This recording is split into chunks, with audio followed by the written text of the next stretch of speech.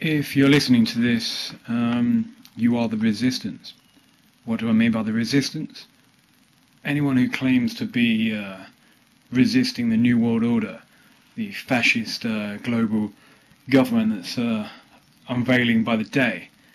There's many people out there that claim to be people that are against this political or social movement, you know, the New World Order, the secret societies, and they talk about all the different, the Jesuits, oh it's the Freemasons, oh it's the Illuminati, oh it's this, it's that, it's this secret society, and all these people read all these books and almost try to outdo each other with who knows the most about secret societies, and oh it's this guy and he started this group 50 years ago, 60 years ago, whatever it is.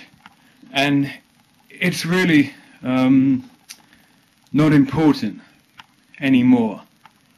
People have written loads of books, tons of books about secret societies, about the Illuminati, about people that are trying to control us and the political and the media and everything else.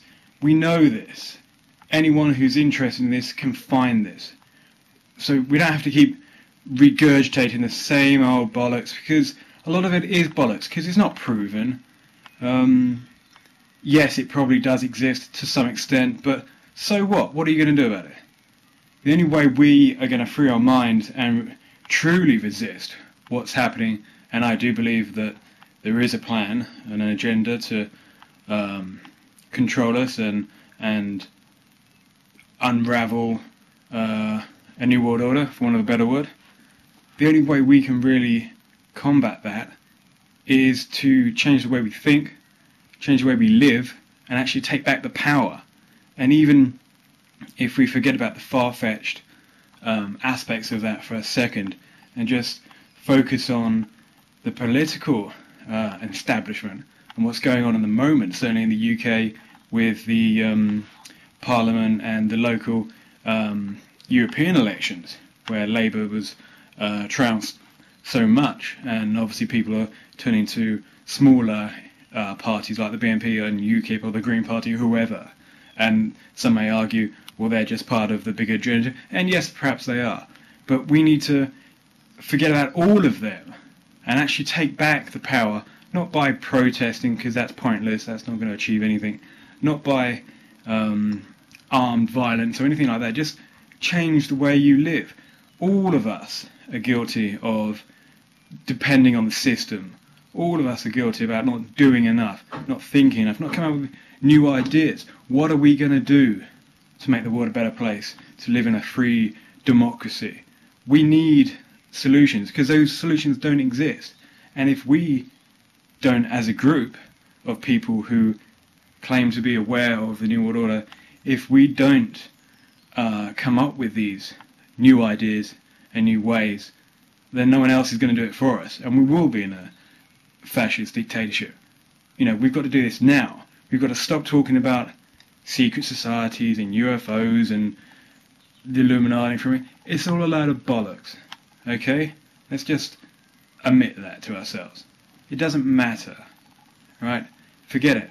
What does matter is how you live your life, how I live my life, and how we can live independent lives without the government, without the infrastructure that is in place, the banking system and everything else. But at the same time, we still want to live in society, we still want to have running water and electricity and some sort of civilization.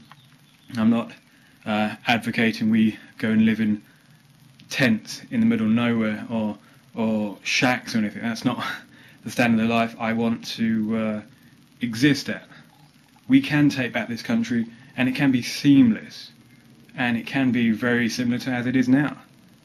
But we just got to look at what we do know to be absolute truth and absolute fact, that we've got some very dishonest people in power that have been voted in, and as a democracy system stands at the moment, we can vote them out anytime we like. And if you don't want to wait to the general election, whenever that may be, we can do a lot more to get onto them and make them changes, because it's us who decides. It's us who sets the agenda, not the other way around. It may sometimes be like that. They say, oh, this is now the law, this is now the policy, but only if we go along with it. If for whatever reason we decide that, hold on, we're not going to have ID cards, we're not going to have whatever else, then they won't be able to empower it, they won't be able to bring it into action. So we need to remember this, but first we need to decide exactly what we're going to do about it. Anyway, until next time.